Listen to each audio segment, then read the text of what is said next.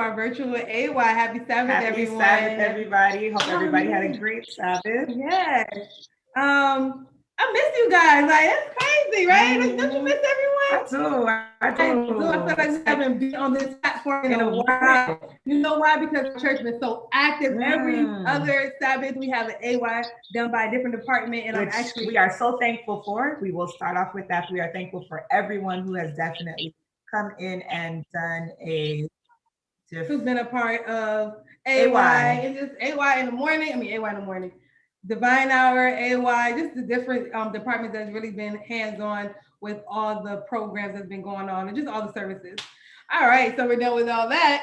Let's go ahead and pray. Dear Heavenly Father, I want to thank you for allowing us to see another wonderful Sabbath. The weather is great. Even people anywhere around the world is watching. I want to just thank you for them. Thank you for the opportunity to be able to minister through the virtual. Lord, this please allow this program to be done the way you want it to be done. Said the way that you want everyone to say, because this is a subject that a lot of people don't talk about, Lord, but it's a subject that we definitely need to talk about. So I want to thank you for the opportunity. Thank you for just everyone on here. Thank you for allowing everyone to have a great and blessed Sabbath, and allow them to have a great and blessed week as well. In Jesus' name, amen. Amen. Amen. Right. Okay, so welcome. So our first song and only song is going to be The Power Will Never Lose. The blood will never lose its power. Where's that? You gotta sing it first. Let's see. Okay. Anyone want to start first? Or you want to start? It's just we're gonna do one verse. Yeah. All right. Okay. You take the high, I take the low. I take the low. You take the high. We take a note. Okay, we take a note. I can't see. Okay, here we go. The blood that Jesus shed for me way back on Calvary. The blood that gives me strength from day to day. It will never lose its power. It reaches to the highest mountain and it flows to the lowest valley. And leaves the blood that gives me strength from day to day. It will never lose its power. Amen. Right. Anyone else have a selection? Because I feel like that one was no. We good? We're good? Okay, maybe not. Anyone want to add the second verse? No? We don't have the second verse. Is this a hymn? Is this a hymn? That's a great question. I couldn't find it in the hymn notes. So I didn't know if this was a hymn. It's a song by Andre Crouch. Oh, it's not a hymn. You know what? We're going to have an AY just on hymns one of these days. Let's go. We want to get it together. I apologize. We were looking for a hard, and the only blood song coming up was I'm like, that's not the words to the song. All right. So this AY, and hopefully moving forward, AY, we would like to do something called the check-in. A check-in is basically you're going to go ahead and just shout out your family, and just say, hey, the Smiths are here, or hey, the Neds are here. If you want to drop a testimony or a prayer request, you can definitely do it in the So here, an opportunity to go ahead and check in. So I'm checking in for Lanaka and Kyla. She's not here, right? But Kyla and Lanaka Carrington family. Anyone else want to check in? You want to check in? I'm checking in for the Ned family. I just want to say thank you, God, for letting us get through another week. All right. I'll check in for the Fords. We want to say, hey, happy Sabbath, and hope that everybody has had a great week, and we'll have a wonderful next week. I'm checking in for the We're just happy to be here that we can see everybody. All right. Amen. I'm checking in for the Walker family. Just want to give God praise and thanks. On Tuesday, I celebrated my 60th birthday. Birthday! Happy birthday! Happy birthday! Checking in for the Sheila Carrington family. And Paul, you're catching up with me. Congrats. It's God's mercy, man. It's God's mercy. Only God's mercy. Only God's mercy. We have to be so thankful. Okay, I see here we have checking in for the Beggs family, and they say happy Sabbath. Thank you, Josh. Checking in from the Dorsey's Brown Smith family. All right. Everyone enjoy your Sabbath. Amen. Amen. You know, I have it on YouTube, but it's only the Welcome Tabernacle SDA Church online. Nothing is coming up. That's this morning stream. But well, I have to go and get another one. Does it take? Check in. Okay. All right, thank you, Mr. Harrington. Somebody else was checking in. Go for it. Anyone else? Checking in for the Philistines. All right. Happy Sabbath. SDA Church online. Nothing is coming This morning stream. Checking in from Dominique and Harold. All Right. right. Happy Sabbath. Happy Sabbath. All right, we're gonna do one more check-in. And then we will be. And then Tabernacle's checking in. Right. All right, everyone from Tabernacle, far, near. Oh, Brother Duke. I'm gonna say Brother Duke is checking in. He's checking in. So we'll have, hey, Yorick, long time no see. I'm assuming you're checking in as well. Yeah, how y'all doing? All right. All right. Happy Sabbath. Happy Sabbath. Yep. All right, let's get Happy Sabbath, you, Rick. Thank you, Brother Walker. We are going to get straight into Happy it. Sabbath, you too. So the first thing that we're going to do is What? You gonna do the welcome first? Oh yeah, the Go ahead. welcome. So again, we do want to welcome everybody to today's AY program, which is a special AY program. I mean, all of them are special, but this one's especially special. So if you do not know, the month of April, because I didn't know this until we were planning this, is Child Abuse Prevention Month. And so since April is Child Abuse Prevention Month, we thought, why not talk about what this month is already supporting, so promoting so much in the world. So we want to talk the states, the US. We also, I'm sorry to cut you off. We also have the city served at project for this month is child abuse. It's for his house. I know it's on our website. Check it out. We're doing a virtual run and we're collecting money to promote personal ministries, inviting you to donate. Okay, it's definitely in the chat. There we go. Thank you, whoever wrote it. Personal Ministries invites you to donate to Team Tabernacle on His House Children's Home 5K Walk for April City Serve Challenge. So make sure you go check that out, His House. So yeah, so that's what this is about. So I mean, granted, this is other people's areas of expertise, but then for others who don't really know anything, had to do our own research. And it was interesting because from an article that I read, it was pretty much saying that 1 in every 7 children will most likely experience some form of child abuse.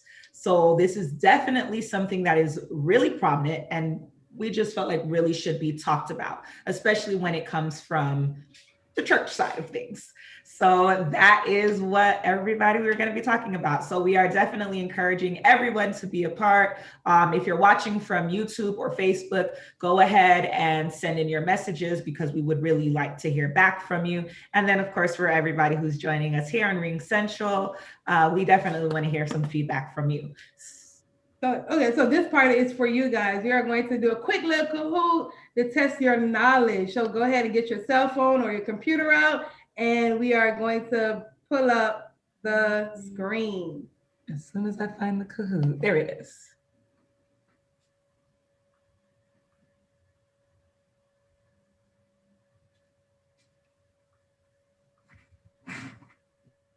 Give me a second, y'all. Oh shoot, no, y'all weren't supposed to see that. Don't look at the answer, close your eyes. Close your eyes. You close the whole thing out. There we go. This is like in the way. Okay. What just happened here?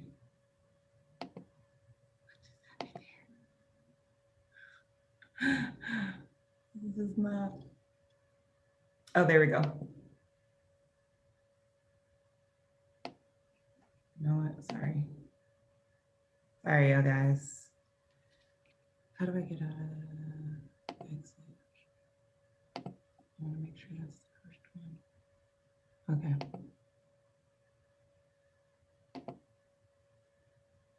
Okay.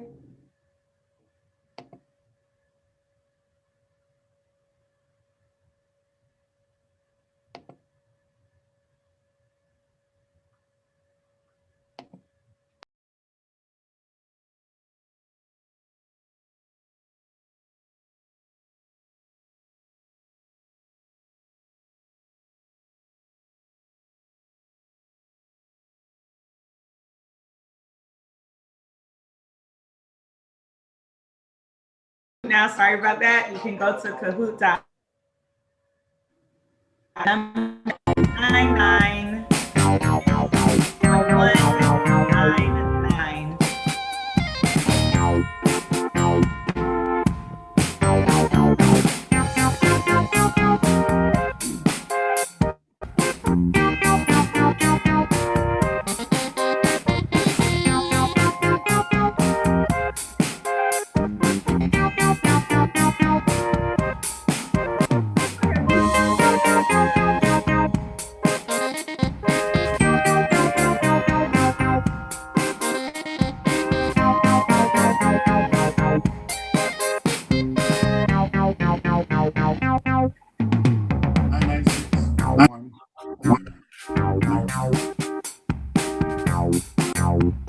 And we just want to remind everybody that really this is only the range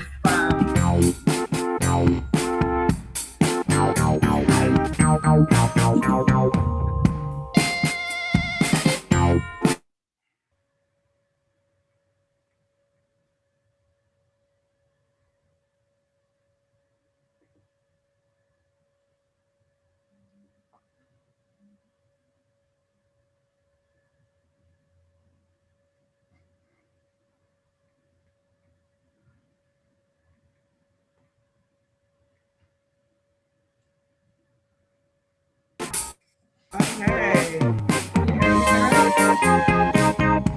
Can you guys hear us?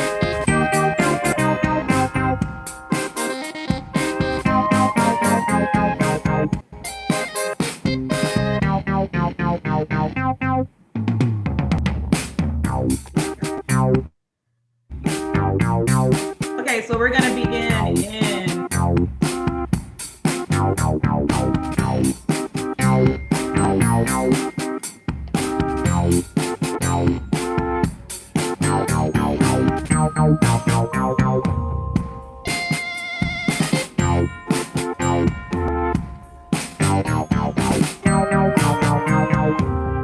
Okay, we're going to go ahead and begin. Hopefully everybody can hear us.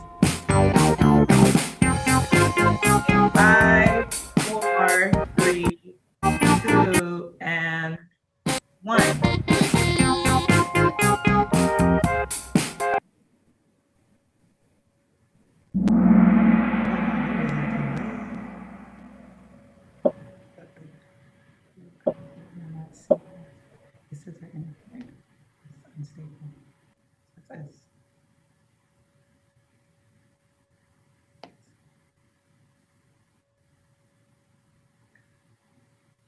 Okay, which of these four types are child?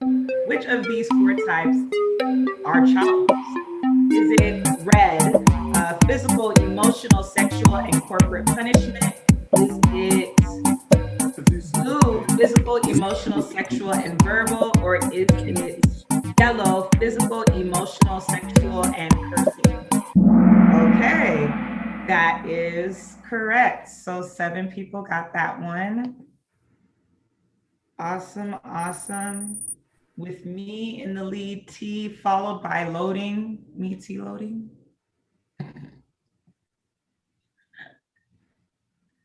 Okay, can a child abuse another child? Is it yes, no, sometimes, or I don't know? IDK, by the way, is I don't know. All right. Okay, our people know, our people know. So the next question, can anyone report child abuse?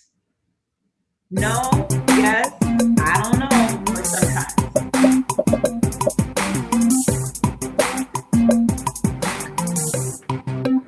The answer is yes, anyone can report. Okay. Me is on me on the run. Okay. Does child abuse occur in the church? Maybe, I don't know. Yes, no. All right. Okay. Our people know child abuse can occur everywhere. This is a poll, so no wrong answers. Have you ever talked to your child or children about abuse?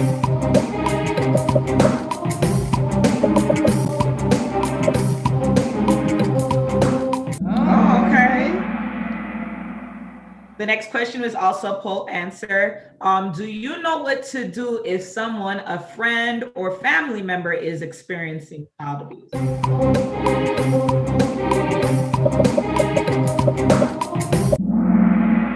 okay. Some people who don't know. Okay, okay.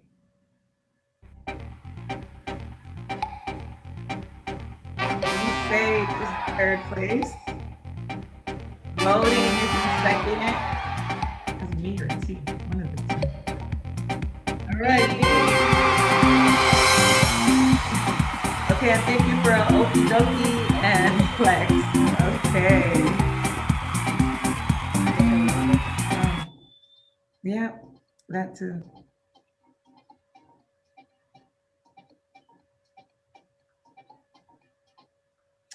Okay. All right. As you can see, our AY, a lot of people know, and some people don't know. So today can be a refresher, and today could be the first time you ever heard about child abuse.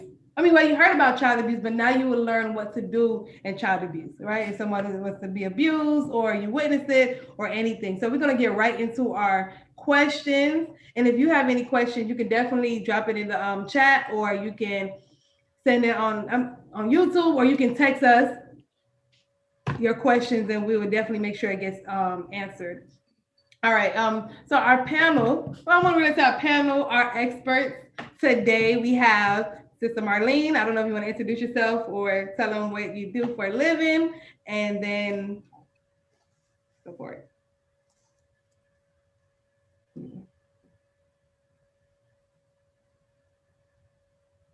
We can't hear you. Mute. No, I think it's her headphones. It's her headphones. All right, so while she's getting her headphones together, go ahead. Brother Walker is also one of our experts. You can go ahead and introduce yourself. And what do you do for a living? Good evening, everyone. My name is Paul Walker. I am a mental health professional by the Florida Certification Board. For the past going 18 years, I work at Jackson Community Mental Health Center. All right, wow, all right. Let's see. Sister Marlene, are you ready? Be fancy, but it didn't work. Okay, so hi, my name is Marlene Jaram. I'm currently a school social worker. I've been a social worker for, let me see, over 25 years or so, older than most of you. But I've supervised for the Department of Children and Families and for Children's Home Society in foster care adoptions, revenue maximization, which is auditing the cases that come into the state to make sure we're doing everything right for federal funding. And right now, I'm currently with Broward County Schools, and I work with 3 elementary schools. But we range from anywhere from pre-K all the way to 12th grade. All right. Okay, and then we have one more. Two more. Joanne. Oh yeah, I think Joanne, and if you can just introduce yourself and then just let us know your profession. Yes. Hi, everyone. I am Joanne Labossiere. I'm a school social worker. I've been a school social worker for the past 19 years. I have experience working in the elementary school and middle school, but for the past 9 or 10 years, I've been at a high school. All right. Wow. Okay, and then we also have, last but not least, Alexa. Happy Sabbath, everyone. My name is Alexa Philisaint. I am an attorney. For the last 4 years, I worked as a guardian ad litem attorney with the Broward Guardian ad litem program. I have now transitioned to an injunction for protection project, which is basically I would be filing domestic violence injunctions for victims of domestic violence. All right, welcome, and thank you for everyone for being a part. All right, so what we're gonna do is we're gonna throw this question out really quick. The first question for the audience. Before our experts answer the question, we're gonna ask our audience. The question is, First one? Okay, so the first question that we have are, again, for our audience members, what are the signs or symptoms of child abuse and neglect? and anyone can answer. We're gonna take 2 answers.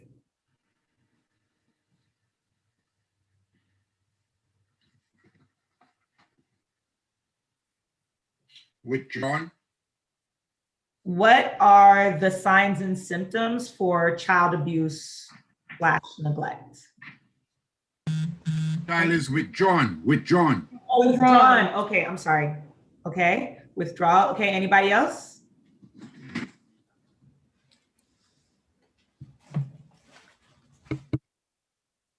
I know y'all know now. Y'all took that Kahoot. 95% of you guys know the answer. Are you? I can try. The child is withdrawn. Withdrawn. Okay. The child is withdrawn. The behavior changes. Right.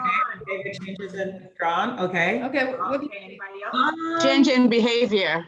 Change in behavior and withdrawn. Okay. Change in behavior. I've heard they might, use the bathroom in the bed, like they might pee in the bed.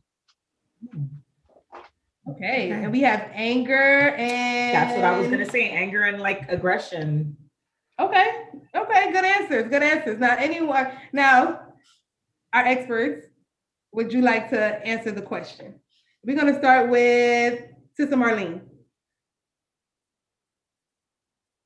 Okay, so there's different types of child abuse. I want to say that first. So there's physical, sexual, there's emotional, there's medical, and there's neglect as well.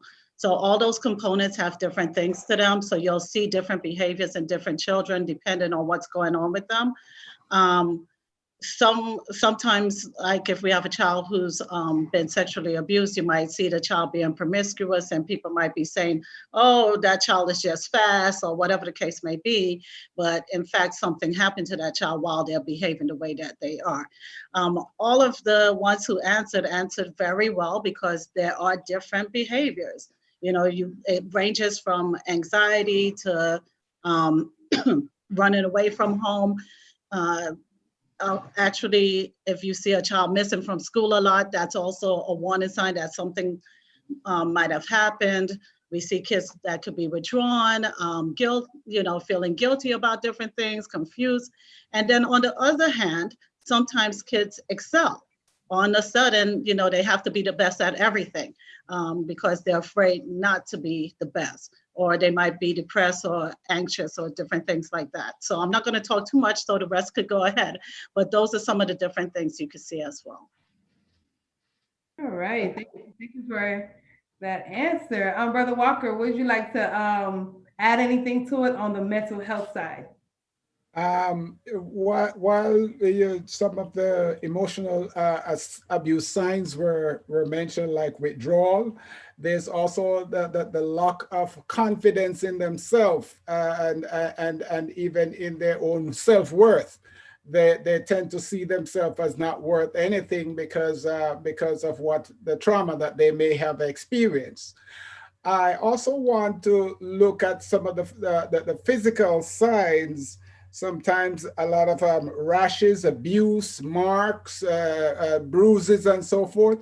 And then sometimes these children may give an excuse as to what causes them, and a lot of times those excuses does not match up with the bruise and the signs that you see. So those are some things that you have to really look forward, because they tend to protect the abuser in the hope that if they protect the abuser, they'll protect themselves. So you have to look out for those signs and symptoms.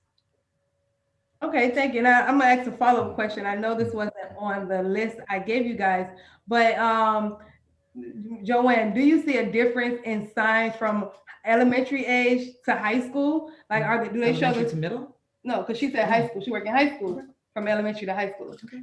So do you see a different signs from an elementary student to a high school student? There are differences. I think in the high school, by the time they get to high school, sometimes the kids will be more verbal about it. They'll be fed up and report it.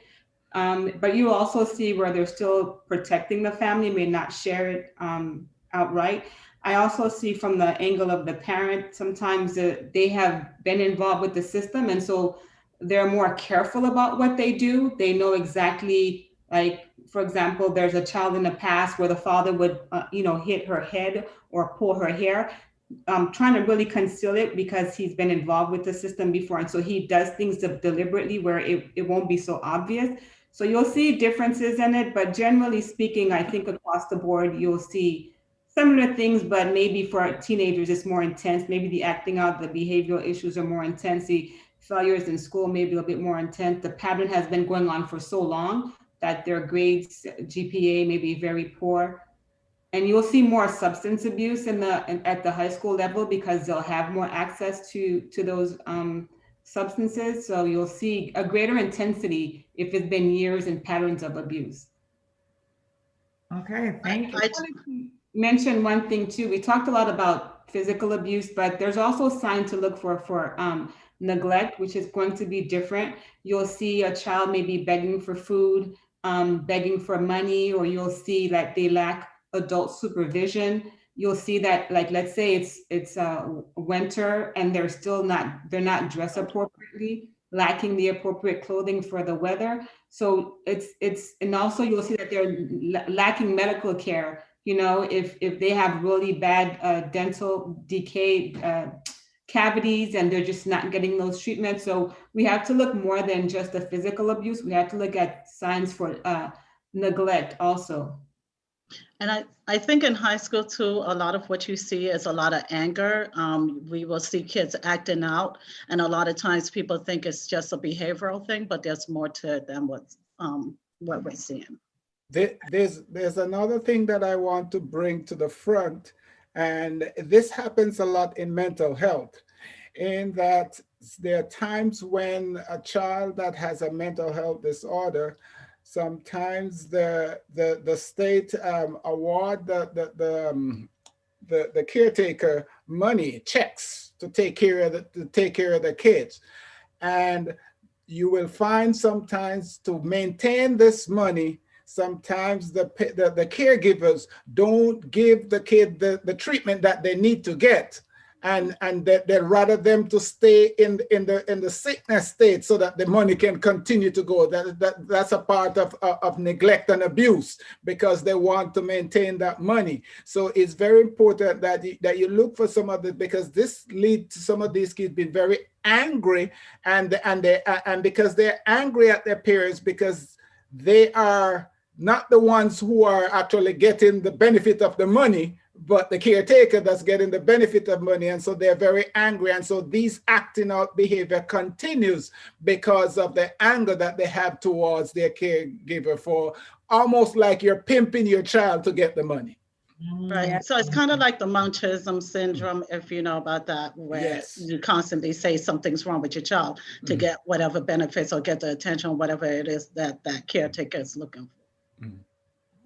Wow, thank you. So this next question, I'm gonna leave this again to the audience first. And so the question is, what would you do if you suspected that a child was being abused or neglected? And this is just to my general audience members. And then once my audience members are done, I wanna go to Alexa. So to my general audience members, first what would you do if you saw a child being abused or neglected?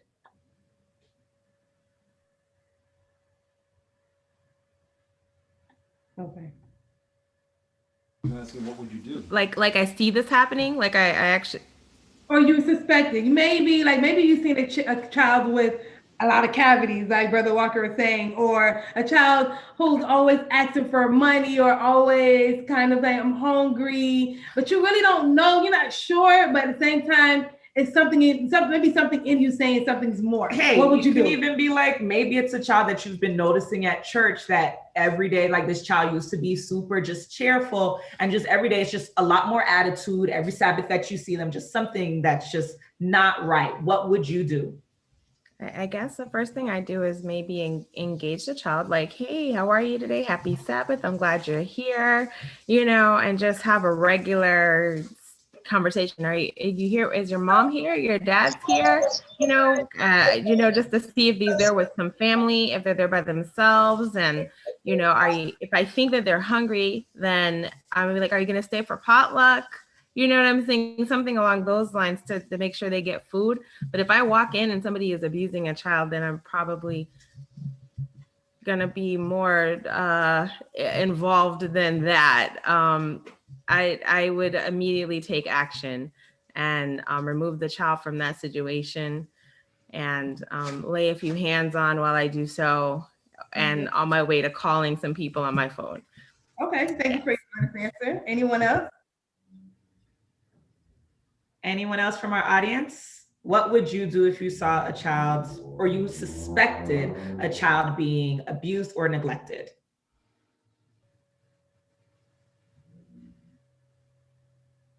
If the child is not speaking because, okay, I can't read that. Okay, a quick little role play, right? Okay. You're the child. Okay. I'm the person that suspects something's going on. Child, okay.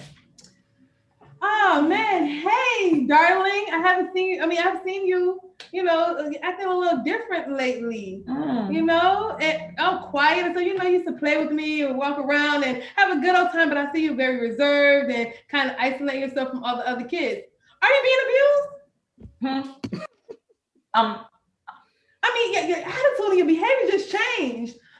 You can tell me. No, I'm good. Thank you. Okay. I'm good. Okay. Well, if anything, I'm always here. Okay. And all right. Now, Alexa, is that the right way? What did I do wrong? And what did I do right? All right. So first, just before I get to the skit, I want to just quickly say that the law in Florida is that everyone is a mandatory reporter. So if you know that someone is being abused, if you have a reasonable suspicion that someone is being abused, that a child is being abused, you are mandated to report it. And the report line, for those who don't know, and I'm sure Joshua will put this in the comments for me, is 1-800-96-ABUSE. 1-800-96-ABUSE.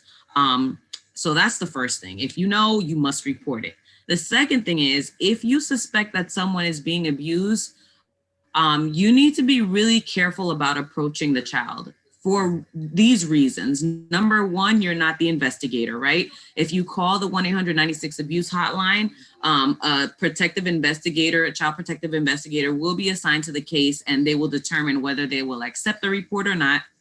And then they will proceed with an investigation. So if you suspect that a child is being abused, what you could do is say, hey, I noticed that you were acting a little different. I wanted to just make sure that you're doing okay. Is everything okay at home? Do you need any help? Once the child confirms to you that abuse is taking place, immediately call the 1-800 abuse hotline.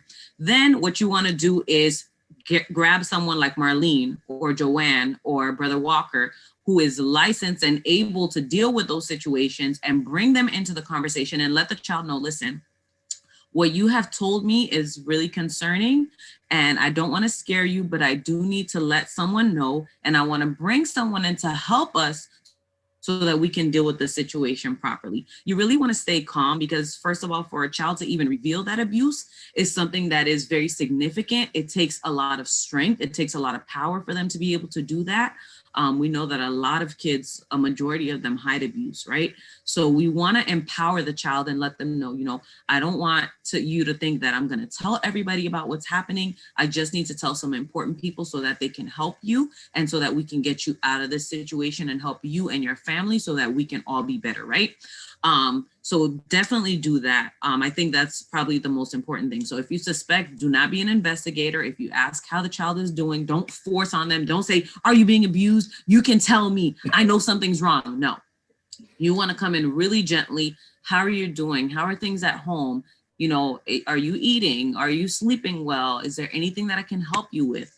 Once they reveal, call the hotline and reach out to somebody who knows what to do, which would be Marlene, Joanne, Dr. Walker, somebody who can come and help do a short, immediate counseling for the child and let them know that these are the next steps that are going to be taken, and then proceed that way. But definitely do not try to investigate, and don't push yourself on the child, because you'll just scare them.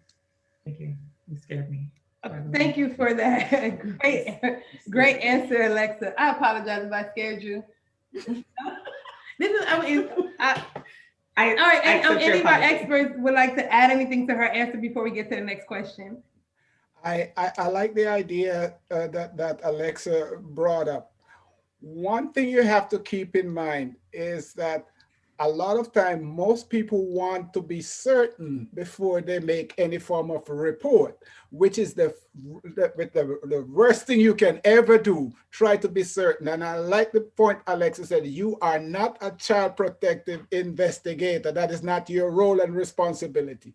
If you suspect, that's why the signs that you see, they may not necessarily be abuse, but if you suspect as a result of the signs that you see, a decrepit looking child with dirty clothes, when you know that today's Monday, you should be in clean clothes, you shouldn't be in dirty clothes, you know, and you notice there's a change in the behavior, so on, let the investigator go and investigate, because they have a more in-depth way of finding out whether or not there is abuse. And without even drawing attention where these individuals will become knowledgeable that there is a suspicion on their part. So it is important that a lot of times you may never get the child to tell you that they've been abused. The child may never say anything about it. The point is, if you suspect, that's all you need. You have a suspicion, I'm not certain, but it something just doesn't add up to me, take the action. Don't wait until you're certain. Is flogging a child, punishing a child by flogging them, is that considered abuse? What do you mean by? Okay, so he means discipline, like spanking or hitting or whatever the case is. I'm going to come to you, Brother Duke, but I just wanted to mention two things about when you're reporting. Do not make promises. You don't know if the child's going to be removed. You don't know what's going to happen. So don't make promises. Don't say you're going to be safe, or don't say they'll take care of the person, or whatever the case is. Do not make promises to the child. Another thing is that as professionals, we're all in mental health. However, right now, my role is not an investigator. Paul's role, Joanne's role, Alexa, we're not investigators. Even though we've been there, done that, because I've gone to the home, had to remove the whole 9 yards, been in court. But it's important to say that, because we can guide you or whatever the case may be, but we have to make the call as well. Even though we might know what's going to happen, we have to call and have them actually do the investigation. We cannot investigate the case as well. Also, if you suspect that a child was abused and you did not report it, or if a child told you they were abused and you did not report it, that comes along with up to a 3rd-degree felony. So you have to be careful when it comes to situations like that. If you work for, let's say, the Adventist school setting, or your member Gigi and Lanaka, your AY leaders, and you suspect the child was abused, or a child told you they were abused and you failed to call it in, the church also can get penalized financially for that on top of your fine. So those are important things to remember. And for Brother Duke, corporal punishment is not enough to say abuse. However, if that corporal punishment leaves marks and different things like that, then yes. If you're punishing your child and it leaves emotional scars and different things like that, yes. So there's a thin line, but corporal punishment in itself, no, it's not considered abuse. Thank you, thank you. Really quickly, you want to say something? Someone else? No? Jacob Henry said if he suspects abuse happening, he would definitely tell someone. Yeah, he would definitely tell someone so they can address it quickly.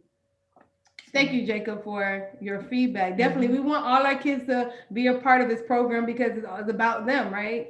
And then the second thing I wanted to say was, we're talking a lot about the signs that we can see, like the dirty clothes or the lack of food or malnourished, but they also have sexual abuse. And that's something that we try to stray away from, especially in the church, and it happens. And that's something definitely I would like for our experts to address. What are the signs a little different, or are they the same in children who are being sexually abused?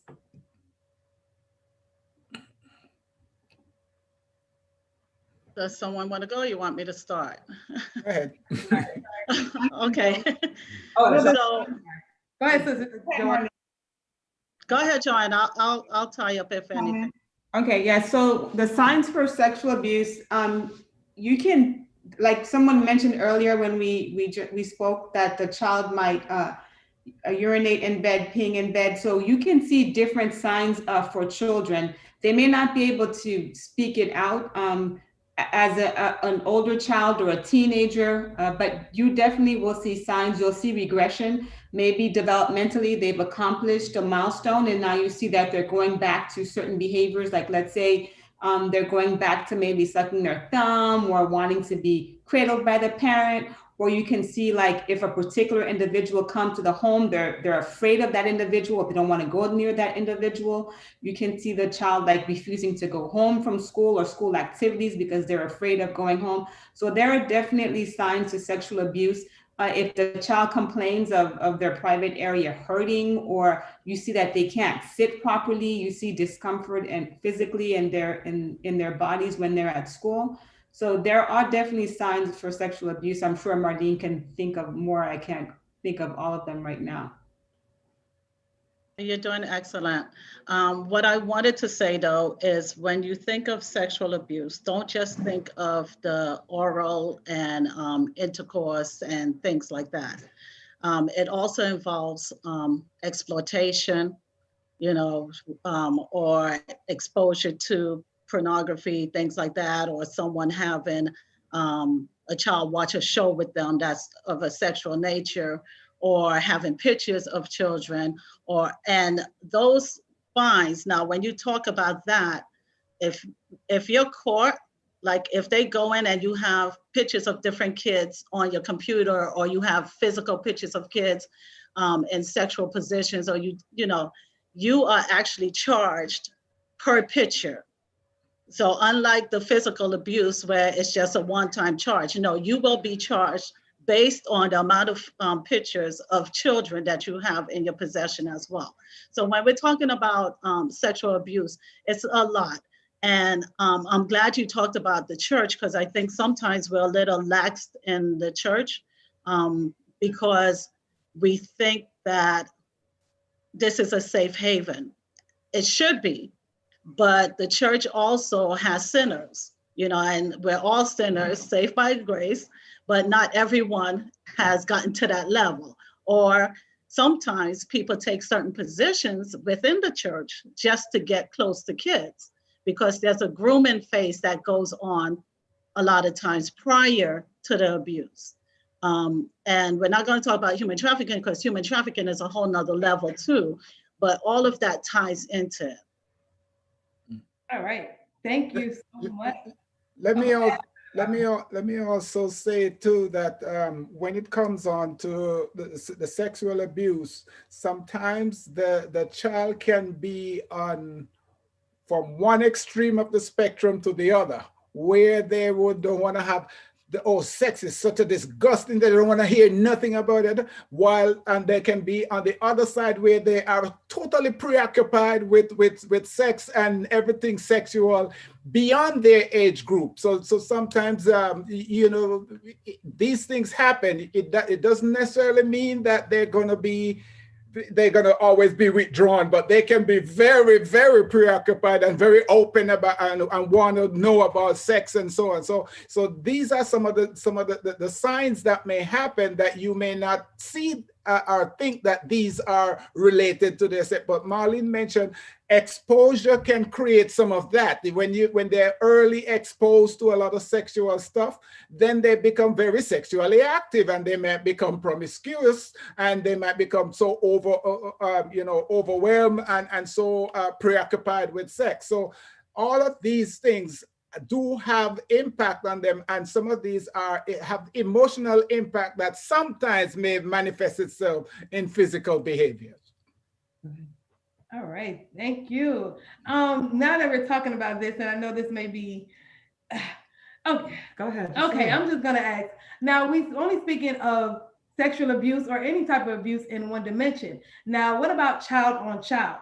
A lot of people don't really talk about it. A lot of people haven't really seen it, or it's kind of swept under the rug, which I have seen in the past, that nobody really knows how to address child on child abuse. And what does it look like? Is it kind of the same thing as adults on a child, or is it a little different? And anyone can answer. I don't know if Alexa want to chime in first, and then anyone else can answer. Okay, so really quickly, child on child is a really tough area. Sometimes they don't even accept the report when you call in a child on child report.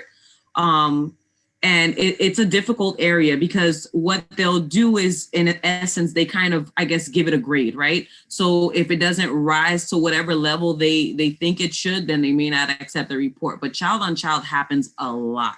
And it's something I think, even as parents, that we need to be really attentive about, right? Because it can happen between siblings, it can happen between cousins, it can happen between friends. And so we have to be really mindful, especially if you have kids coming into your house or whatever the case is.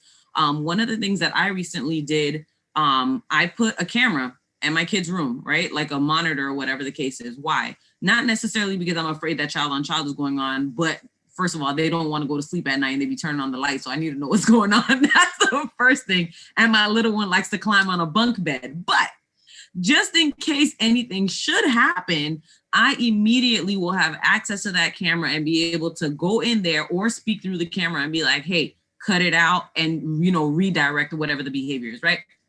So as parents, some of the things that we want to do, if you believe that something may be going on, or you suspect that your child may have been exposed, whatever the case is, first of all, you want to get them help. That's number one. You want to get them some type of mental health counseling. Reach out to an expert, somebody who knows what they're doing in that field, who can address the behavior and help give you the tools as a parent to redirect it. Two, in order to prevent it, you want to be watchful, right? At a certain age, kids will begin to explore their bodies. You'll see them touching themselves or whatever the case is. It's completely normal. At 4 years old, 5 years old, generally, they're not masturbating or doing anything that is inappropriate. It's just that they're beginning to understand that their bodies are moving and doing different things, right? And growing and changing. So you want to be mindful. You want to have these conversations early too, and tell them, you're going to feel your body changing. You're going to feel your body doing different things. If you feel uncomfortable, if something hurts you, come talk to mommy, talk to daddy, whatever the case is. but you also want to keep your eyes open. Do not let them play with the door closed, all right? Keep doors open. Or what I like to do, if my kids are up, I bring them downstairs to the living room. Everybody's playing in the living room where mommy and dad can see you. We can throw eyes on you. Or if somebody goes somewhere, I'm like, hey, come back. I need to keep eyes on you at all times. If somebody's visiting my house, be it cousin, brother, sister, whatever it is, everybody's in the same room where I can see you. Why? Maybe because it's the field that I worked in, that it's really hard to be like, yeah, I'm not letting my child go nowhere with you. I love you, but no. All right.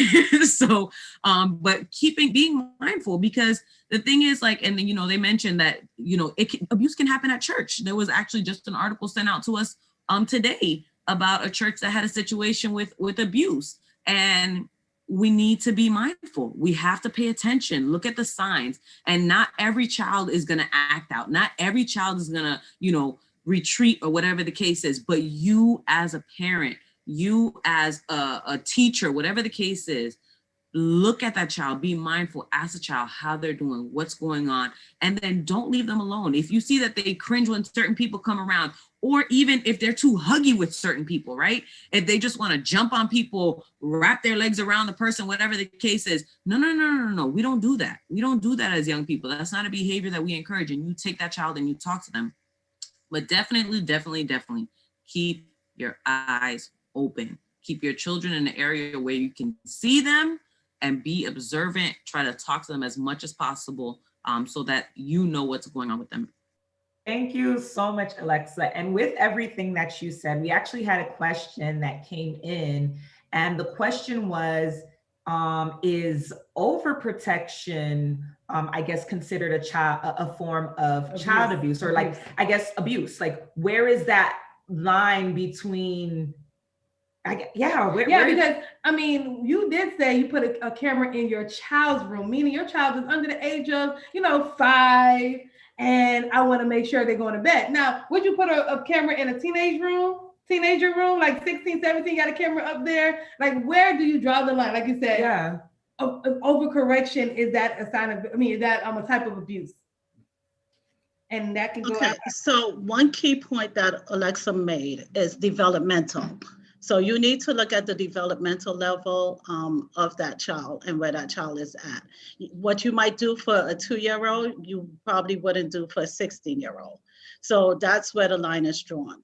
Also for child on child, when you call the hotline, they're not going to take the case. You have to call the police department for child on child. The hotline is usually for caregivers and parents. So that's what the difference is with that one. At the end, or whenever you guys have a chance, there's a couple of numbers and things I would like to share with you.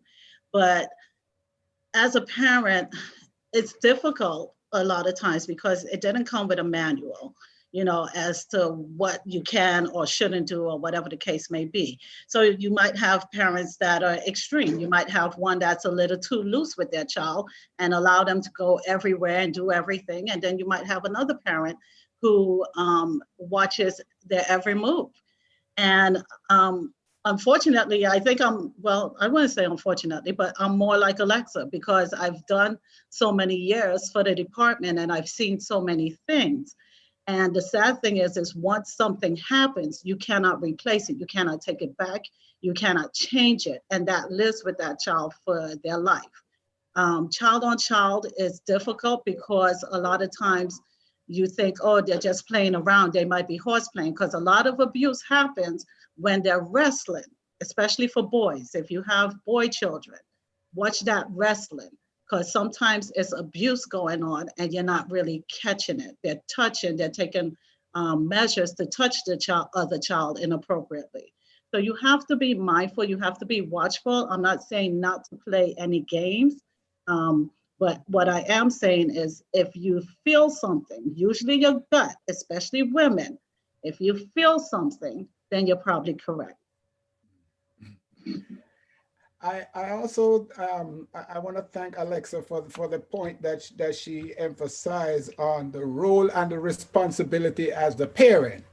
It's your role and responsibility to take care of your child, to supervise your child, to protect your child as much as possible from just about anybody, because anybody can abuse your child. So it is your role as a parent to know this thing. It is also the parent's role to learn about the developmental stages of children.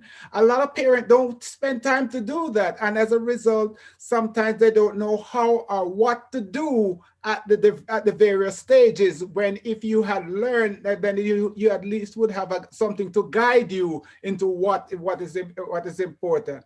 I would rather a parent be overprotected than a parent that is not protected at all. And so I understand from Alexa's standpoint, because my two children grew up in, where we don't send them anywhere. They don't go stay, they don't go sleep over, but different people, different style, but you have to protect your children as much as is possible, because it's your role and your responsibility, because when they hurt, you're the one who's going to have to deal with whatever the traumatic impact that they have suffered. So it's important that we learn the developmental stages of your children and learn to communicate these risks that are out there, that are available. Talk to them about abuse and how it can happen and so forth, again, based on their stage of maturity. So, all these are roles and responsibilities that parents have to take so that you can truly protect your children, because if you don't, there's no guarantee that anybody else is going to protect them for you, and you're more likely to leave your child exposed and be at risk of being abused. Thank you. I'm sorry, Gigi, if it's okay. After you, then Sister Dominique, you can give your comment. Okay, so I just wanted to say, I'm glad Sister Dominique is on, because I've been saying this for a couple of years now, that we need a Little Lambs program, because you have to start teaching them from young. I know way back when we used to do different things for children, letting them know what their body parts are, what's a welcome touch, what's an unwelcome touch, who do you talk to, what are some of the warning signs, what are some of the things the parents need to look for. These are all things that we need to start teaching the kids from small. We cannot wait until they become teenagers and then try to educate them. They need to be empowered. They need to be able to say, I don't like when so-and-so touches me. Or it's okay for them to say, no, I don't want to kiss so-and-so, whatever the case may be. And the parent should not be forcing them. And that's a lot of what we do, even as church members. It's like, oh, stop being silly, especially Caribbean parents. Oh, don't be silly. You're acting so silly. No. There might be a reason. And what I've always said, and Alana knows it, wherever we go, if my eyes can't meet your eyes at any given time, then I have a problem, and if I leave you with a certain person, that's who I leave you with. I don't expect this one to hand you off to that one or whatever. And that's something that I talk to people about as well. When she was much younger, someone that she knew very well, and I knew very well, sent her somewhere to do something where I know I have trained her not to do that. And yes, I led into her. Yes, she got a spanking. And I led into the person too. And the person kept apologizing because they were like, it's my fault, I'm sorry.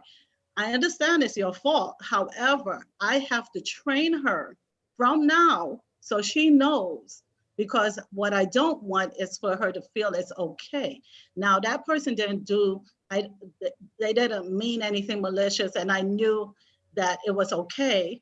However, as a parent, like Paul and Alexa are saying, as a parent, you have to put certain parameters in place.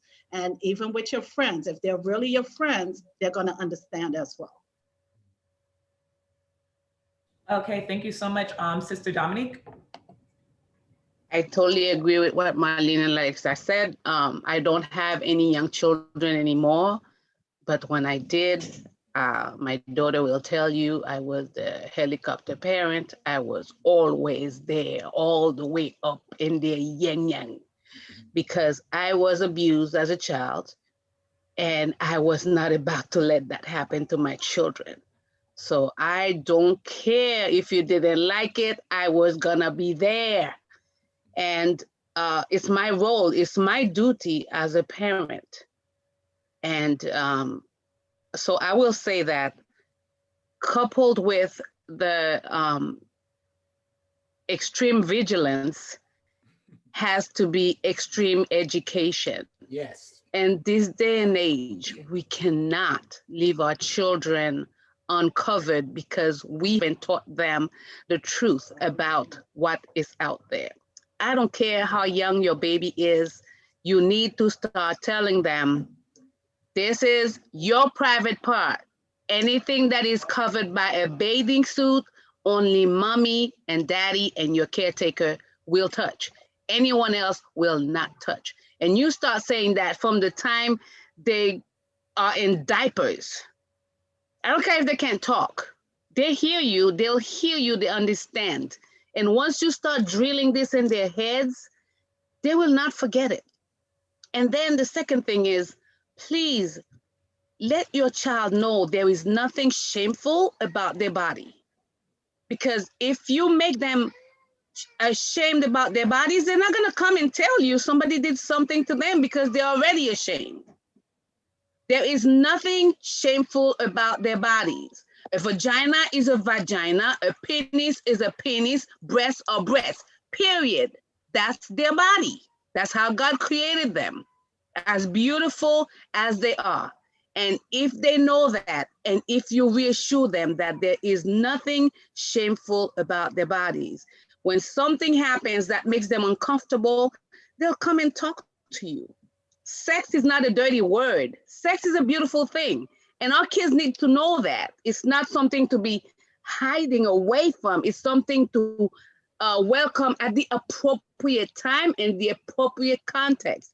But if we make all these things so taboo that our kids cannot talk about them with us, then we're doing them a disservice, because who are they going to talk to? The next door neighbor or the person who's grooming them to abuse them? Let you be the one they come to. And don't be afraid to talk about everything with your children, because you have the responsibility of being your child's first teacher, not the church, not the pastor, not the Sabbath school teacher, not the school teacher. You, that's your job. So put up your big girl pants, your big boy pants, and be a parent. Thank you. That's my soapbox. All right. I like the energy. I love it. The passion behind it, because that tells me that it's something that's definitely important, and we always have to have this conversation. And I know Sister Marlene and other people said something about it, but use the proper terminology. She just asked me this question. I enforce it all the time. I've been working. I'm not as experienced as the other panels. Only been in the field for about 10 years. You up there? Wow, I've been in this field for 10 years. No pet names. I have worked in DCF. I have worked on the mental health side. I have worked in a detention center. And I have always no pet names to let the child know from, like she said, Sister Dominique said, in diapers, this is your vagina. It's not a bad word. It's not a dirty word. It's a proper term. So if something was to happen, we know exactly, whoever is doing the investigation or the doctors know exactly what the child is talking about. This is your penis. You use the proper term. This is your breast. It's okay. And we have to talk about it in the church. We have to talk about it in the family, in the household, of course, first, but also in the church. We have to have those conversations. And they, I know some people may feel uncomfortable with having those conversations. It's something called a safe adult. A person that you know that's able to talk to your child, maybe that you trust enough to have those difficult conversations if you're unable to, because of lack of education, because you're just uncomfortable, or because of your personal trauma. Personal trauma can prevent you from talking to your child about certain things. And therefore, maybe having a safe person, and a safe person is a person you trust and they know what they're talking about. And hey, can you have this conversation with my child? I noticed some things. And that person should, and if they're willing and open, they will have that conversation with that child. And you make sure that child knows, hey, Janelle is your safe person. For my daughter, she knows, if you don't want to talk to me, all right, cool. And we talk about a lot of things. Janelle is her safe person. Talk to Janelle. So-and-so is her safe person. Talk to that person. But I need you to talk about it. I need you to talk about it. I need to make it, to normalize it, right? Yeah. Because the conversation, once you have it and they get into an uncomfortable situation, automatically they're going to go back to what Sister Marlene said, or what Sister Joanne said, or Brother Walker said, or so-and-so said, and they're gonna know what to do. All right, that's my soapbox. So we're gonna before we move on. Okay. Sorry, before we just wanted to touch three quick things. So number one, pushing kids to say hi to people. I know Marlene touched on it really quickly, but I just wanted to, I was listening to a Haitian week of prayer for youth a couple of months ago. And one of the things that the guy mentioned, he told a story about a young lady who was being abused by, I think it was an elder or a deacon or something. And her parents would force her every single Sabbath to say hi to this man. And not only to say hi to him, but to hug him. Oh, nice. So not only was she being abused outside their presence, they were pushing her into her abuser's arms. Rude. They can say hi to somebody, but if they are adamant that they do not want to be in contact with this person, please find out why before you start forcing them to say hi to that person, whatever the case is. Number two, something was said about, your child being able to say no. Your child has to also be able to say no to you as well. One of the things, sorry, one second. One of the things that has been hard sometimes, even for me, I'll ask my 2-year-old, can mommy have a kiss? Guess what? Sometimes he tells me no. And I have to accept it because I want to give him the power to control his own body and to say, I don't want to give you a hug right now, or I don't want to give you a kiss right now. And yes, it's very fresh coming from a 2-year-old, but you know what? If I want to have that ability to say no to someone, he also has to be able to tell me no, and I have to be able to accept it and move forward and deal with it, right? And the last thing I wanted to say, even when you're talking to your child about bathing, cleaning, and things like that, one of the things I tell my child, I always tell him, like, okay, mommy and daddy are going to bathe you, but if we bathe you, it's only to clean you and it's for a quick moment. It shouldn't be something that lasts long, touching your private parts or anything like that. It has to be quick. It's not supposed to be uncomfortable. It's not supposed to hurt you, right? So we need to make these distinguishing factors because parents abuse their kids too. It's not just outside people. There are parents who abuse and hurt their kids, and your child has to know the difference between a good touch and a bad touch. So please, just make that known. Thank you. Oh my goodness, thank you. There's so many things you just said, but that last one for sure. Yeah. It happens, most times it happens in the home or a family member. I'm like, that's the one thing I do remember. Yes, because remember, the majority, we always tell people about strangers. It's not strangers. It's the people you trust. It's the people that you trust your child with. So it's the people that you feel comfortable around and you think that your child is safe with. So it's not a stranger. It's the people that you're closest with, especially the parents. And I just want to say that 91% of abuse is really by a parent or both parents. So I know we're focusing a lot on teaching the children about strangers or danger at church or wherever it may be, but the physical abuse, the neglect is often parents. It's not going to be an outsider. Sexual abuse, even that occurs in the home, but we have to be mindful of parents and how dealing with our own stress levels as parents and all those things. I'm not a parent, but dealing with your stress level, especially with the pandemic, how are parents coping? You may never have the intent of harming your child, but one bad day at work, and it may not be even physical, emotionally, what are you saying to them verbally? So let's not focus only on those on the outside, but what about in the home? Loss of job and health crisis, and how are those stressors impacting your parenting style? JT and Lanaka, if it's okay, can I give a number for parents who might feel that they're potential to abuse their child? You can go for it. Okay, so there is a number for parents who think that they might be on that verge, and it's called Prevent Child Abuse America, and it's 1-800-CHILDREN.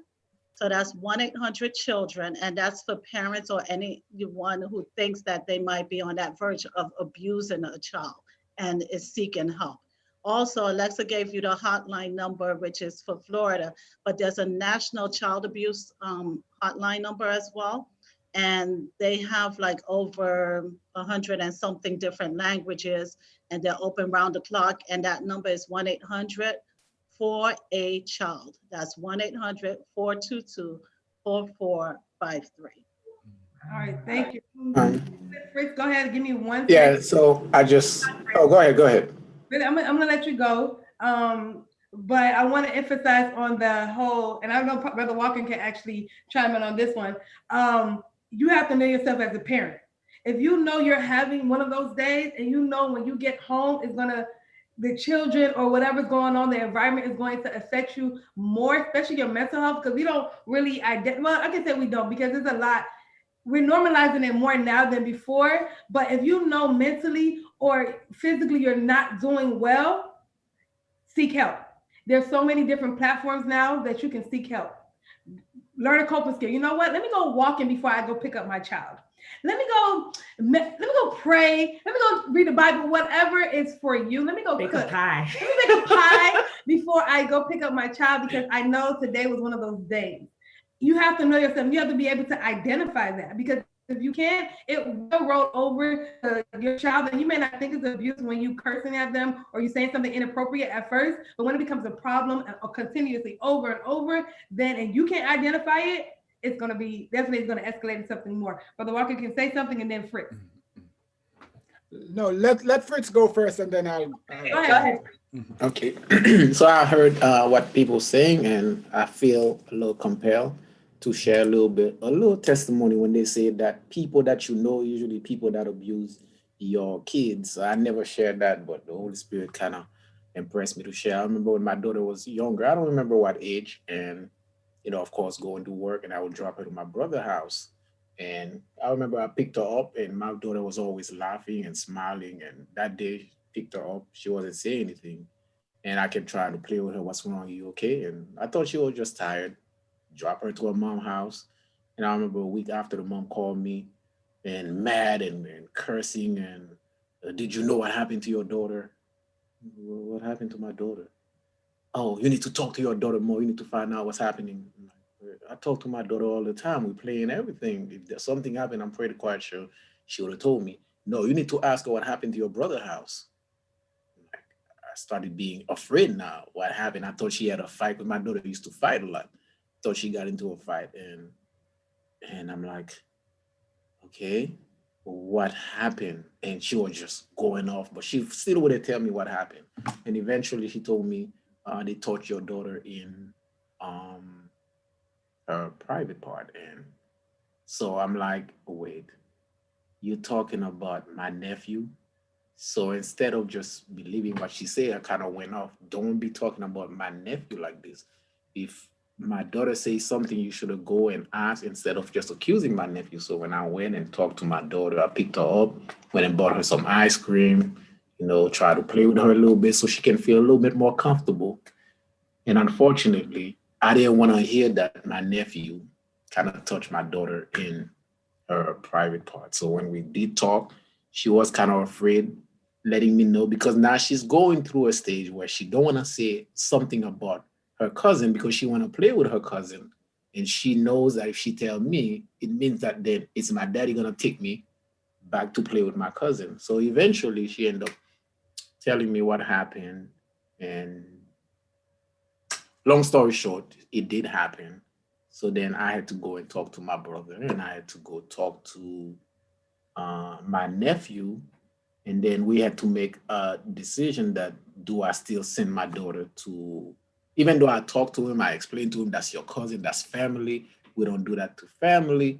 But then he was kind of like, what do you do next? Do you still send, hoping that he understands, but you still send your daughter to? So I kind of was very protective. I think Lexa said it, someone else said it. I was very protective. When my daughter come from daycare, I had to ask a lot of uncomfortable questions, asking if anybody, and eventually it takes a long time. I think my daughter was 5, all the way until my daughter started going to church and has to go to, I didn't want to send her to Adventure or to stay overnight. I didn't want to send her to Pathfinder. They had to convince me a lot because it changed the way I view my daughter going to stay overnight. And I had to ask her so many questions when she would come. to the point where she'll be like, Dad, why are you always asking me those things? They become so uncomfortable. So when you guys talk about it's your family members, sometimes it is family member. And fortunately, her cousin understood when we talk about, he understood. But I'm gonna have a question. If I was living today, so that was years ago, if I was living today, would this be something I had to report? It depends on the age for it. If they were exploring, 3-4-year-olds were exploring, you don't report that. But if your nephew is, your daughter's 4 or 5 and your nephew's 12, you would have to make a report, yes. We can't give you an exact age, but developmentally they were not in this, if that's the age, they are not in the same place. And the older child is exploiting or abusing the younger child. And that older child, we may look at it like punitive or you have to call the police, but that child needs help. And very often we don't want to call because we're afraid of people getting in trouble. But those individuals need help, need support. And it's better to start and intervene now when he's 10, 11, 12, or then he's 20, 21, and he's, you know, going to jail for a long time, because those behaviors don't go away if they don't get treatment and support and help.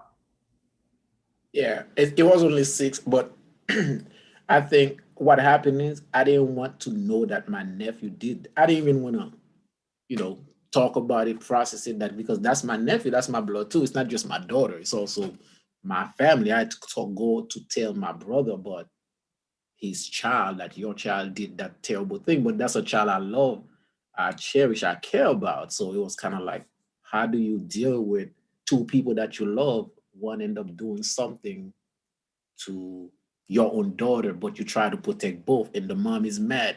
Why are you protecting your nephew at the expense of your own daughter? So, you know, I guess I'm sharing it that, you know, be careful, you know, even your family member, you feel comfortable, that will never happen to you. And my family, they love my daughter, they care for my daughter, but it happened to her, unfortunately. And you know what, Fritz, you're not alone. And, you know, I hear the hurt and I hear the dilemma that you were in, because a lot of parents go through that. And the sad thing is that, you know, these are people that you know, these are people that you love and care about as well. However, what I want people to remember is that most people who sexually abuse, they've done it at least 9 times prior before they even were reported. So a lot of times people tell you, oh, it's a one-time thing, or, oh, I won't do it again. And unfortunately, you know, they go on to doing it again to someone else. At that age, because they were young, what I would have said was, yes, get the professional help and deal with it and report it, because you need to make sure that that child gets the help, not just your daughter, because she needs to know that, yes, you believed her. And not only that you believed her, that you took action to protect her, which speaks volumes, because a lot of times parents kind of shun away from it, or they said, you'll be okay. Or back in the days, they would tell them, get over it, you know, and that's not the proper approach. So the approach is to get both children the help that they need, because your daughter needs help, but that child needs help as well. Thank you, Sister Marlene. Go ahead, Brother Go Walker. ahead, Brother Walker. Yeah, I just wanted to say that one of the things that we need to keep in mind when it comes on to abuse, family members give you more access to the individual. Being a family member, you have more access and more frequent access to the individual. Another thing also is that you are more likely, when you are, if you have been abused, you are more likely to hurt the person who is closer to you than the person that is far away from you. So all these things you have to keep in mind. There's a saying that hurt people hurt people. Hurt people hurt people. So if you yourself have been hurt, you are more likely to hurt somebody else. And so it's very important that you take these into consideration. Another thing has to do with stress. if you are an individual that is going through stressful or you're experiencing traumatic situations, you are more likely to take out that stress on your children or those who are closer to you. And so keep those things in mind. It is good to have an individual that you can call on when you're going through stressful situation, that you can call and talk with them. So sometimes they will be your sounding board so that you don't take it out on your children. And families, often the initial knowledge or suspicion often leads you to a state of shock and denial. Like Fritz said, when he heard, he did not want to believe, you don't want to hear it. You don't believe that it should happen. So that initial shock can put you into a state of real anger and denial. But you have to come to the realization that this actually happened. And so you have to make a decision.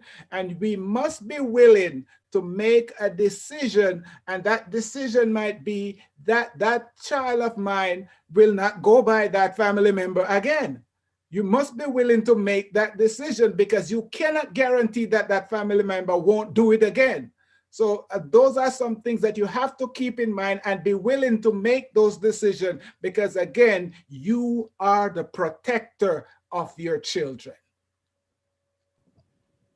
And if I could just really interject quickly,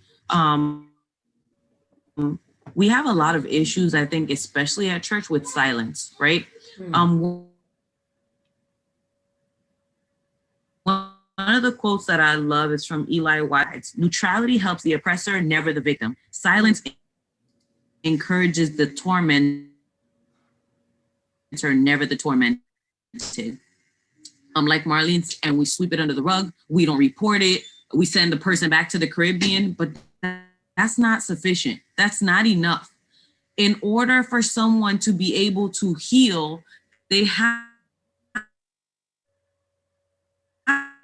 to see that action was taken from them, but also or some kind of discipline being taken place so that that person can have, number one, discipline for what they did, and number two, some kind of restoration, right? Because in order to restore someone, you have to deal with the bad behavior that took place in the first place. So I think we have to get out of that silence mentality. Silence is not power right now, right? Especially when it comes to child abuse, we have to speak up. We have to report it. We have to say something. It's not good enough to be quiet. It's not good enough to push the person aside and brush them off. No, say something, report it, get them into trouble so that they can deal with the deeper issues, because it's not just that child that was abused. I can guarantee you, like Marlene said, it was somebody else before them and somebody else before them.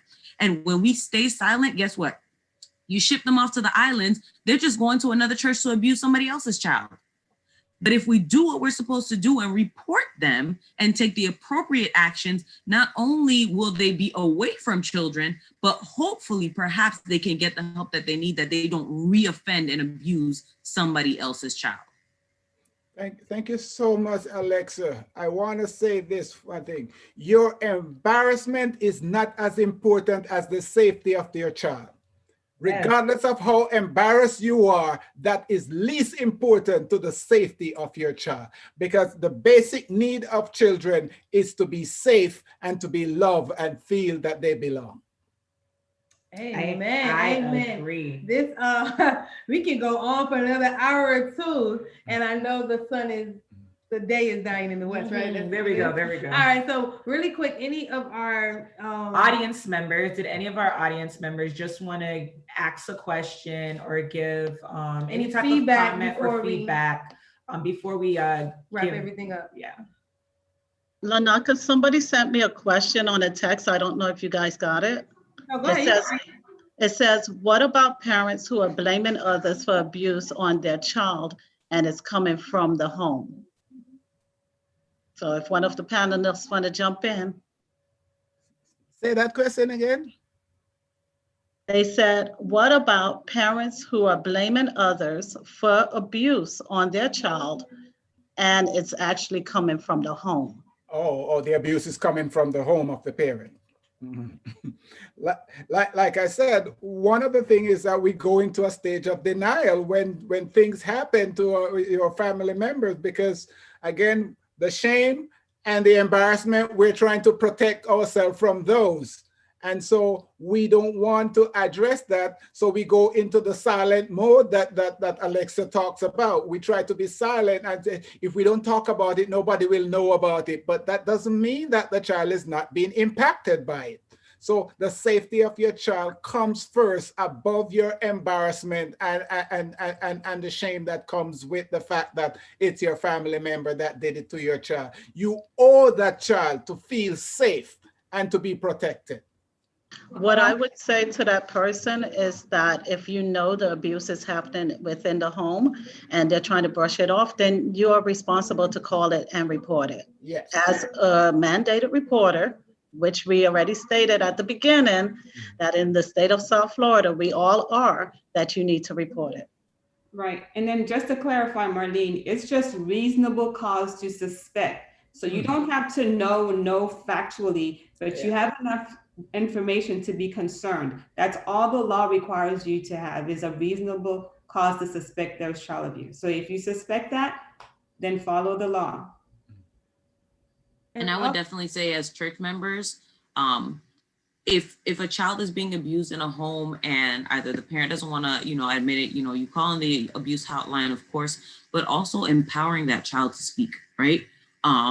Putting on programs like this, creating a Little Lambs program, things that can give kids the tools to speak up and say, somebody's hurting me, or I don't feel comfortable, or something is wrong, right? They may not be able to completely express, but giving them that power to be able to say so. One of the things that I love to do with my son is role playing, right? When you're teaching your child about something, if it's a bad touch or a good touch, whatever the case is, I tell him, if somebody touches you in the wrong way, what are you supposed to yell?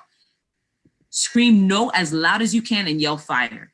And I make him practice. And sometimes he'll laugh and I'll be like, no, it's not funny. I need you to do it seriously because it's not a joke. If something ever happens, I need you to yell, no, fire, and scream as loud as you can, right? So that somebody will hear and come running. So those are some of the things that we can also do to empower our kids, but definitely figuring out, putting on that program. So Marlene is going to be the task force that pulls us all together to put that thing together. I definitely agree. I agree with both of you guys, but also if this situation, based on the question, give the child help. Even, we can say the situation passed, it was a one-time thing, it just happened, whatever the case may be, get the child help.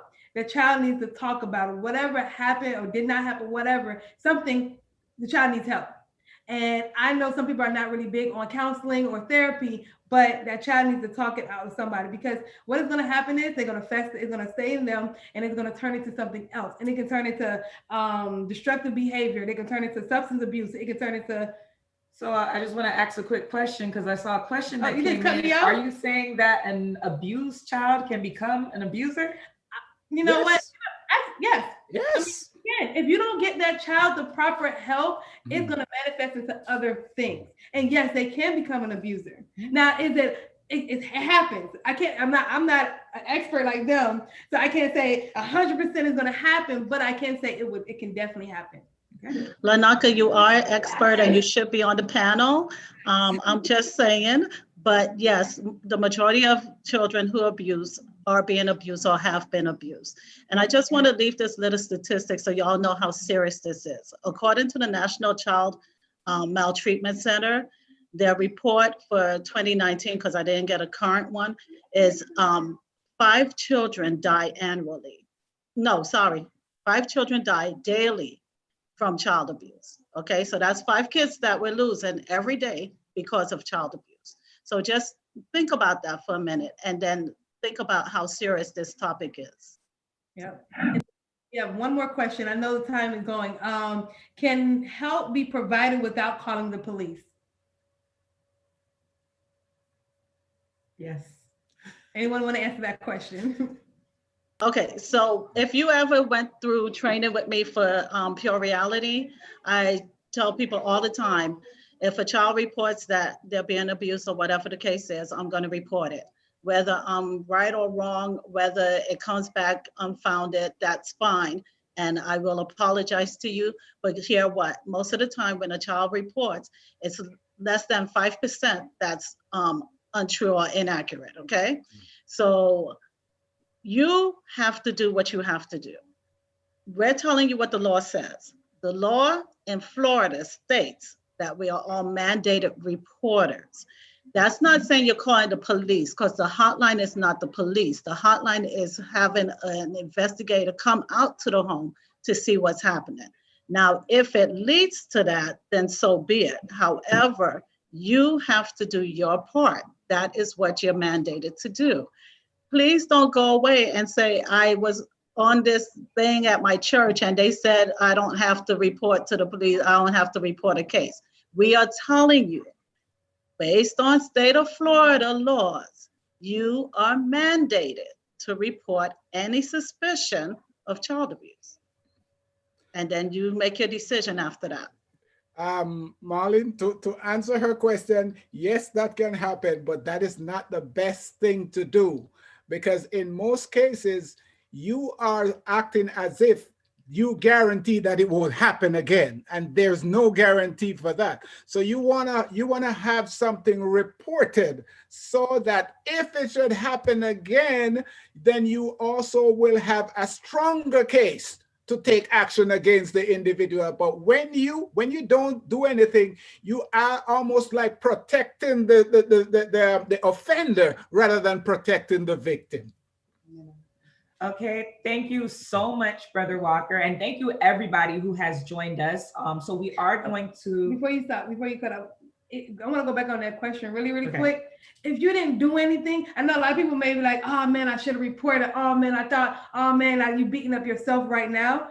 Now you can, you educate yourself. You learn something new moving forward, or if it's still current, you deal with it. But moving forward, now you can't say I didn't know.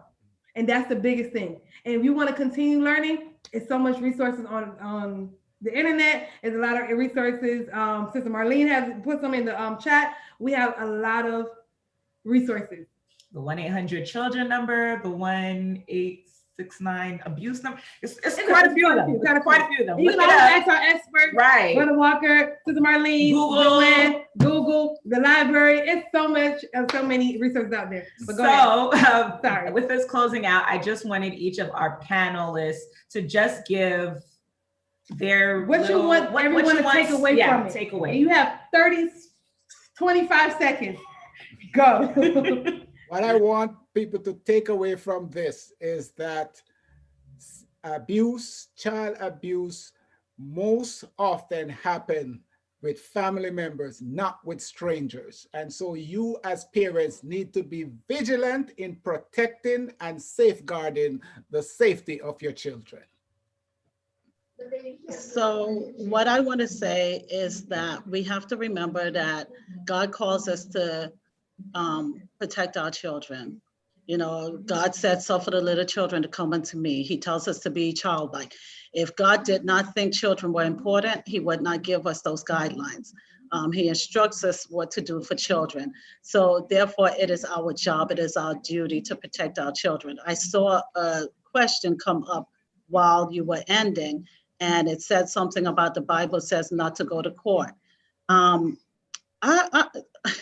You know, we could go on and on about that, but I'm going to tell you right now that the law gave for certain professions, gave certain people certain talents and professions to deal with certain situations. And I'm not going to tell you that if you abuse a child, you shouldn't go to court and deal with it. Just like I wouldn't tell you if somebody murders your family member, not to go to court to seek justice as well. So please do not, I hate when people try to use the Bible to justify certain things or to not deal with a situation, especially when it comes to children. So please don't do that, because then, you know, I go to a whole nother tantrum. And I'm just going to tell you right now that the Bible says we need to protect our children. Amen. And I would just say, for that question, God is a judge, right? The Bible describes him as a judge. There's no judge without a court, number one. And I'm pretty sure that the verse that says don't take your brother to court is about money, not about criminal acts. So yeah, don't be silent, speak up. If you see something, say something. If you suspect something, say something. You don't need to know. Tell people if something is wrong. If you suspect, tell people what is going on. Report it to someone who can do something about it. Definitely report. Let's protect our kids. Marlene said 5 kids every day are dying. 5 kids every day are dying. That's households of people at Tabernacle. If you have 1 kid, that's 5 families losing their child. So please, if you know something, for authorities, deal with it. Amen. Joanne? So I just wanted to say that even as social workers, we've had to make abuse calls. It is always uncomfortable because you're like, we're going to disrupt this family's life. What if this isn't true? But what I do to just be at peace with myself, it's the law and we could be saving a life. So acknowledge your discomfort, deal with your emotions, but do what is right to just save a child and to spare our society, these individuals who are preying on children, and just to make our world a little bit better because you took positive action to help a child. Amen. And just because you report something does not necessarily mean that there's going to be a court proceeding. Yep, absolutely right. All right, so wow, we're coming to an end. Wow, we have learned a lot tonight. Tonight we have learned a lot, and we definitely need part 2, the refresher. I know Sister Dominique, the Lambs program. That's definitely something that we should implement at TAB. Churches. I like the milestone idea, but report is okay. So anyways, I want to thank everyone for being a part, our audience and our experts, definitely. But I want to leave you guys with something else. 95% of child abuse is preventable through education. And that's why we decided to definitely have this program. Educate. And it's a continuous thing. Laws are changing, people are changing, so many things are changing in this world, so we always have to be up to date with it. Definitely when it comes down to abuse, we assume that abuse only has something to do with your physical, but earlier Sister Marlene said it, pornography, pictures, all these different things that our children, all our children are being exposed to different things every day, and we definitely need to not only educate ourselves as parents, but also educate our friends, people around our children, your family members, your children. So definitely, so we all can be, what's that saying? The village that raised. Educate your village. Yes, there you go. That village that's raising your child, educate them. Everybody needs to be on one accord. So if I educate my village and then somebody else educate their village, and then it's just going to keep going and going and going. So knowledge is definitely power. So that's number 1. That's a safe rule. Make sure everyone knows what abuse is, how to identify abuse, what are the symptoms and signs of abuse. And we went over neglect, physical abuse, emotional abuse, and sexual abuse. Number 2, spot the red flags. We spoke about it earlier today. If someone's behavior in a situation has changed, or that your child feels unsafe, they should be able to identify, okay, I'm feeling uncomfortable. Something is happening. This is inappropriate. For example, if someone is asking you to do something and your no is not the right thing to do, they should be able to say, yeah, this is not right. I definitely like Alexis saying, teach your child to say fire. Even if not fire is something going wrong, because their body gonna definitely go into that fight or flight. And that goes into my next, number 3, make a move. Your child should be able to feel comfortable enough to leave an uncomfortable situation. And if you continue to have them understand an uncomfortable situation, they will definitely know how to identify it when they are in an uncomfortable situation. An uncomfortable situation can also not only with adult, but it could be with a friend. It could be with a cousin or a friend. Like, you know what, something is wrong. I know something is wrong, but the only way they can know is they can be able to identify the situation by educating them. And then talk it up, meaning be assertive. Teach your child how to be assertive. And a lot of kids are very timid, especially as they get older, because they don't want to get someone in trouble, or they don't want to get in trouble, or they don't want to get their friends in trouble. But they have to know when to say no and be assertive about it. Be able to say, no, this is my body. This is my heart. This is my mind. You cannot invade my space. They have to be able to say no. Be assertive about it and stick to their no, and be able to go to someone and say, hey, like, I told this person no, and be comfortable with it. This is something that's you have to do all the time. It's not something they're gonna learn in 1 day, 2 days, or in a month. It's something that you always have to do based on the development stage. Then the last one is no blame, no shame. Sister Dominique said it. Make sure your children are comfortable with themselves. And if something actually happened, they should not be blamed for it. And they should not feel ashamed to talk to someone about it. Give your child a safe person. If they don't want to talk to you about it, make sure they always have that support or someone in their circle to be able to talk about it. Nothing is wrong. If somebody did something to you or they put you in an uncomfortable situation, they have to feel comfortable enough to talk to you about it and not feel ashamed or feel dirty or blame themselves. Oh, I did this. I put myself there. I did not listen to my mom, and that's why this happened. Regardless of a child's behavior, and maybe they did something they wasn't supposed to do, let them still know it's okay. Talk to me.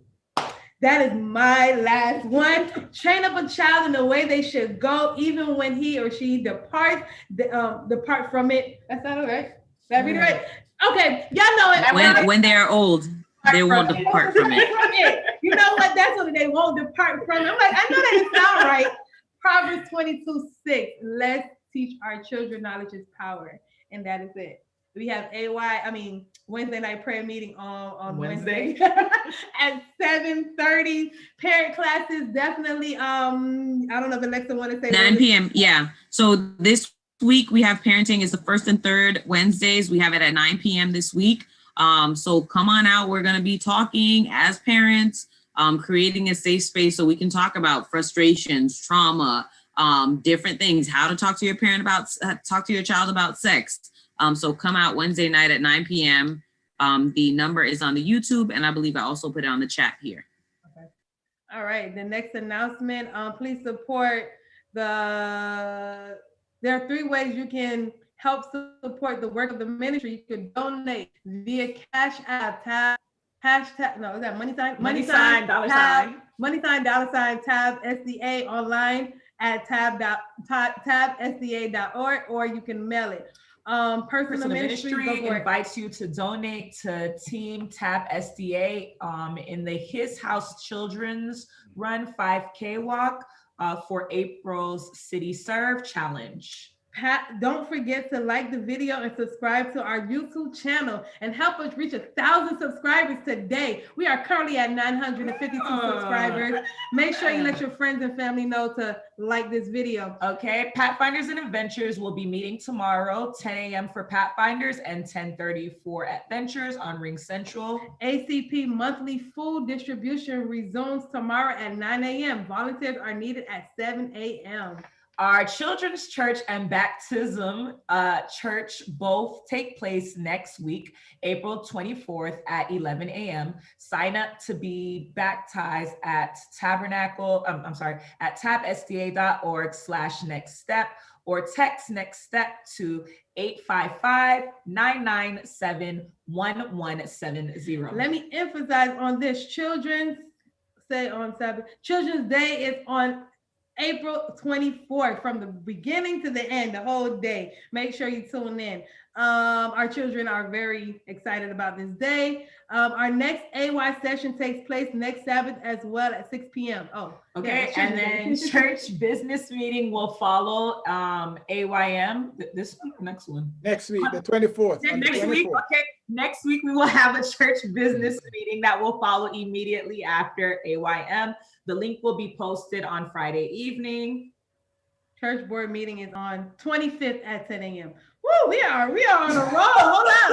Currently, in effect, The Florida residents are eligible to receive the COVID-19 vaccination. Go ahead and okay, it's a lot. So go ahead and go to vaccineflorida.gov to pre-register. Northside is also doing vaccination. You can call 305-540-5402 to pre-register. Okay, God willing, our church will be reopening services on July 3rd of 2021 with our own dear Pastor Doggett. Weekday morning prayer group resumes tomorrow morning at 6 a.m. Get up. Don't forget to set your alarm. Virtual Sabbath school takes place at 9:15 for children and 10 o'clock for collegiate and adults. All right. Grow groups are available at that's a lot of W's I just said, www.tabsda.org/group. Life's better when you grow through it together. Okay, and then last but hopefully not least is Upper Room meets this coming Friday at 8 p.m. and the Daniel Revelation meets on Saturdays, all Saturdays at 3:30. Woo! And we forgot anything, we apologize. Make sure you get your announcements in on time. If anybody have anything else to say or share, we can go ahead and pray and close it out. Yes. I just want to give an advance notice. On May 15th, we're going to have the second part of our town hall meeting that we had a few months ago regarding the current events and the state of affairs with Black Lives Matter. And so we'll have the attorneys come back, the judges come back, and all these fine people. Eric Pettis is helping us with organizing it again. So we look forward to having everybody tune in on that event. And again, we just want to really thank everyone who was a part, everyone who even listened. And again, it's just an encouragement to be educated, educate your children, educate yourselves, and educate your family members. Knowledge is definitely power. Brother Walker, would you like to pray for us, please? And I'll put you on the spot. So. You see still on? still there? Okay, maybe not. Janelle. I'll do that closing prayer. Dear Heavenly Father, Lord, we just want to thank you, Lord. We want to thank you for educating us, Lord. We want to thank you for the fact that you have so many people that are already in this field in our own church, Lord. I want to thank you for all the resources that we have, Lord, and just again for the education that we have, Lord, that you've given us. You don't want your people to be ignorant in anything, Lord. So just help us to remember that, we look to you and you've given us, you have given us all these people just to help us grow in our own knowledge.